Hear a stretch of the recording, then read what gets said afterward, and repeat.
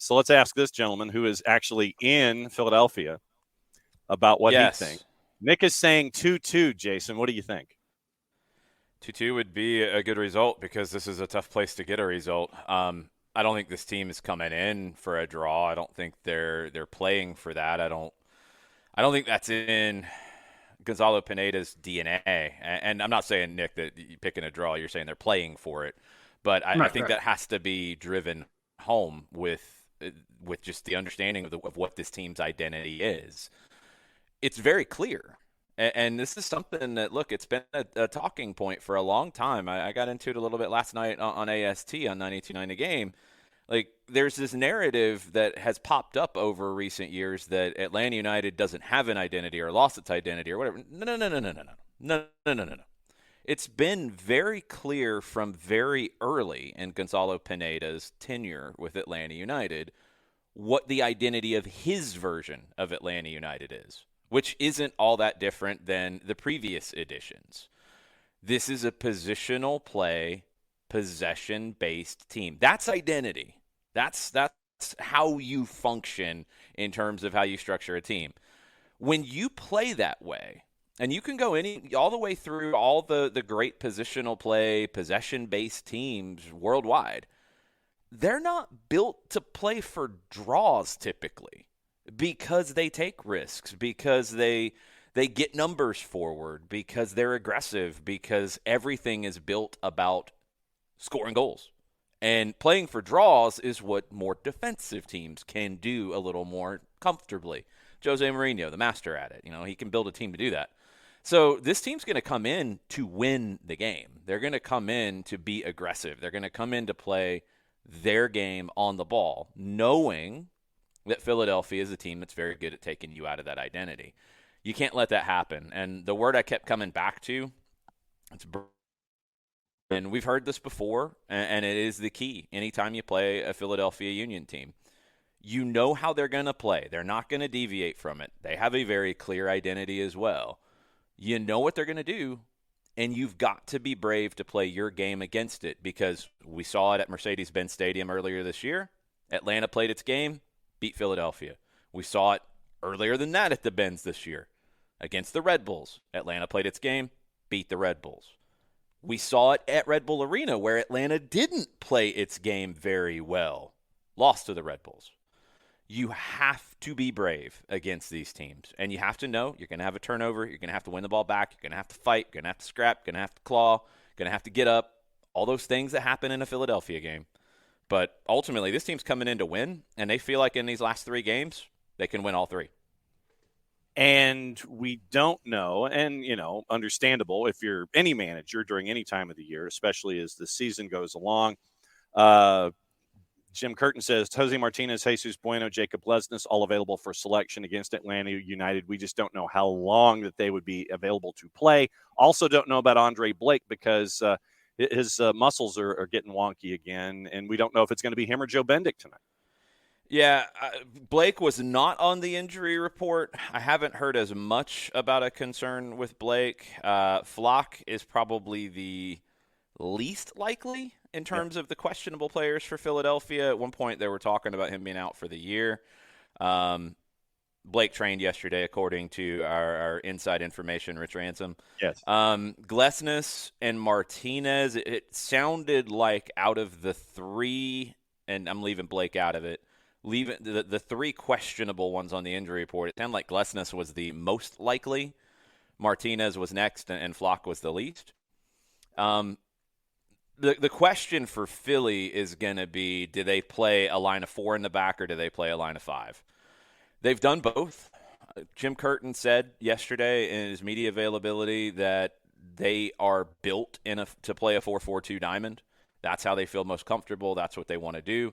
But having Damian Lowe in the group, and Nathan Harriel has turned into a player who can play as a center back, having those guys gives you the ability at times to play 5. And again, it goes back to identity, right? Like Atlanta United isn't necessarily looking to do that unless there's a personnel issue and they can't get the width that they want. When we saw Atlanta beat Philadelphia, they played with 3 center backs, and they didn't have the wingers at that time. Now they got wingers. Now they got lots of wingers, so they're going to want to play in their 4-3-3. Philly to close a game out or to play against a team that they worry that might be able to get a lot of numbers forward, they can go to a line of 5 and they're comfortable in doing it. If you get Glessness back, it's a lot more comfortable with Kai Wagner suspended tonight. Ariel could play over on the left side with Wagner out. Could be Matthew Real, but my guess, Philly's going to want to get some momentum going here. I think they'll be in their 4-4-2. I think it'll be Harriel and either Lowe or Glessness alongside Elliott on the back line with Bizo on the right. Nick, for Jason, go for it. All right, Jason. So with everything that's going on with Philadelphia right now, how close to, from an energy perspective, do you feel that they are to being at full pull? Do you feel like this is a team that can play their normal knife fight in a telephone booth style for all 90, or is this something where they are exhausted, as some people have said that they are, and Atlanta will find opportunities earlier than expected in the game? Yeah, there's no way they can play full tilt for 90. It's going to be impossible with the stretch that they're on and how banged up they are, and just when you have the conversation coming from Andre Blake, from Jim Curtin, from others about them being tired, they're tired, and because they're not going to want to talk about that unless they're really feeling it. So the question is how they handle that, and that's not easy. That's for a team that plays in this way. It's not easy to play that way without the energy levels being at as close to 100% as you can. I think you're going to have to pick your spots a little bit, and that's why if they do go line of 5, I'm not surprised because of the energy side of it. I am surprised because it's an admission of weakness. If you go to the line of 5 at home against a team that you've beaten at home every time in league play since 2018, if they go to a line of 5, it's absolutely an admission of them not being able to press in the manner that they want to do. And they're going to have to sit back and soak up a little more pressure. Now, they can hit you on the break, and they can hit you on the counter, and they can do that. It's not their MO. So I'm really curious about the first 15 minutes. I want to see what the lineup looks like. I want to see if they're in the line of 5. If they're in the line of 5, my hunch is that they're going to sit back early and try to dial the pressure up as they go. If they go the other way, and they start in their 4-4-2 diamond, I think they're going to come out aggressive and try to wreck the game early and then sit. So I'm curious to see what that looks like at the beginning, because I think it'll tip their hand. I don't think Jim Curtin has a choice. I think he's going to have to pick one or the other to get something out of tonight. And I just don't know which way he's going to go. I think he wants to go 4-4-2 diamond and wants to go full tilt. I don't think he's going to be able to for 90, though. Yeah, I think this is I think it's going to be the come out of the gates early when he knows he has the freshest options available, right, across the board. I think, in my opinion, that's what Curtin will do. I think he's going to come out. He's going to try to really get these little knick-knack goals that Philly always seems to find early, and then he's going to throw everyone, including the water boy, behind the line for the second half to try to really kind of kill the game off. I just don't see a way that they're going to try to do anything that involves them having to go full tilt, especially later in the game. I don't see that happening. I think he respects Atlanta's attack a little too much for that. Yeah, I think either way, he knows he's got to close it out sitting. He's going to have to sit back late because he's just not going to have the legs. And look, this is part of the conversation, and I know Philly's, I guess, trying to pick up the flag and run with it in Major League Soccer about expanding rosters and spending more money and X and Y and Z. And, I'm looking at guys on this team who, Jeremy Raffanello, a guy that, Nick, we saw when Philadelphia Union 2 was in Next Pro against Atlanta. Raffanello is a very good player. 1 appearance, 12 minutes. You've got a really good second team. You've got guys on that team on MLS contracts. Nelson Pierre is another one who I was really impressed with. You've got guys who I would think would be able to slot into this system a lot easier than some other teams have. It's been a conversation, and this is why, big picture, yes, MLS needs to figure out more depth. And I think they need to do that with expanding the ability to use your next pro guys. I think that's the key.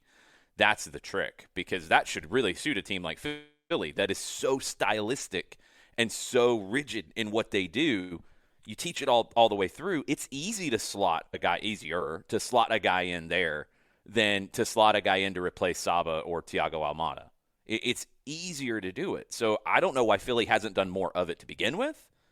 I don't know if they don't trust some of the younger players. I'm not sure. I think they should have used it more, and that might have relieved some of the energy levels that they're dealing with right now. It might have helped. So it's going to be fascinating how they go with this, because when they're coming in already admitting this, and go back to the game here in Atlanta. Now, Atlanta played a different shape that time. I don't think they're going to play with 5 in the back or 3 center backs /5. But Philly did start that game that way, and Philly on the road generally has done that at times this year. Not every game, but a lot of games they've played 5. Now, they're at home. I think if they were on the road tonight, Nick, it'd be very easy for them to play line of 5 and sit and pick their spots to try to trap you and force that turnover and go to goal. But I think at home, they're going to feel almost pushed into being more aggressive from the jump. Yeah. And it might hurt them, because I don't know if they can play that way as effectively as usual tonight. And when that lull hits, when that energy level drops, might be the 20th minute tonight, might be the 25th, I don't know. That's when Atlanta's got to strike and take advantage. When you look at the East, it's standard amount of chaos right now. You've got 2 through 7. Well, let's go 2 through 6, separated by 5 points. Orlando at 54, New England 52, Philly's at 51 in the middle of it. Columbus is at 50, and Atlanta's at 49. Just how, from your perspective, how nuts is it going to be these next couple of weeks with 2 through 6 in the East? There's going to be a lot of jumbling between it. I think Nashville's too far out of the conversation to get to the top 4. I almost think Orlando is assured of top 4. It's not mathematical yet, but I think they've got the cushion to get there. New England's got the extra game, which is good and bad. I mean, you're playing more games in a shorter period of time. That's not necessarily a good thing. You got to get the results to make it count. Atlanta controls its destiny, though, and this is what it just keeps coming back to with getting Philly and Columbus this week. This is a defining week for this team. It doesn't lock you into what the ceiling can be. It doesn't, because you could learn from these games. Say you draw both. Let's just say you get 2 points out of the 2 and you draw it, because there's been a ton of draws in the Eastern Conference as of late. So you get 2 points. That's disappointing. That doesn't ruin your playoff hopes. It can be a learning opportunity. But I think if you go and do what you're capable of, which is winning tonight against a tired Philadelphia team, Atlanta's absolutely capable of that. And then coming back home and beating Columbus. Those things are very possible. If you do that, the hype train's going to be out of control. And that expectation of what they can do in the postseason is going to be very high. These 2 games over the next 4 days are going to really set the tone of what the rest of 2023 is like for Atlanta. And Atlanta's kind of driving what the rest of that top 6 or 2 through 6 is going to look like in the East, outside of Orlando, who I think is going to be fine to get into the top 4. Nick, one more for Jason. All right, where are you guys eating while you're up there, man? I need details. Man, last night I had a show to do, so I did not get to go do anything fancy. I don't know what Mike's got lined up for lunch today. We're doing a late lunch, so we don't have to rely on the press box food in Chester, because it's actually usually okay. It's probably one of the more average. I did some really good Mexican last night that I ordered in because I love Mexican food. And I got, what was it? It was something that I had never tried before. Essentially kind of like elote, but with French fries. So it was the Mexican mayonnaise that's got that little bit of like lime taste to it. What was the spice? Cajun. So it's kind of like spicy. So that was really good. And I got just, good birria tacos. So that was my simple thing. But I'm not sure what Mike's got lined up for lunch. Usually when Mike's picking the restaurant, it's a good thing. Woo. There we go. You are not kidding. Broadcast plans for when you do get to Chester, sir?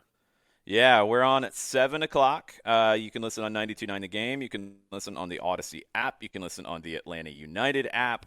Kickoff at 7:39. If you want to listen to us alongside the TV side of things, you've got to sync it up old school style tonight. You'll be able to listen to us on Saturday for that. And don't forget, Saturday, we are doing our Match Day live show at Reverb. It's later this time. We're going to be at 3 o'clock. So if you come down to the stadium area a little bit later and you want to stop by, weather permitting, and I think it's supposed to be nice this weekend. Weather permitting, we're going to be on the rooftop at Reverb. Ooh. So come hang out with us and get ready for Atlanta and Columbus. And I'm sure we'll have a lot to talk about from tonight and then a lot more to talk about leading into the Crew game because they got New England tonight, which is going to be a really interesting game to be scoreboard watching. Yeah, we're going to be scoreboard watching a bunch of different things. Have a good lunch, my friend, and have a good broadcast, and we'll catch up with you on the flip side. I make no guarantees, but I'll try my best.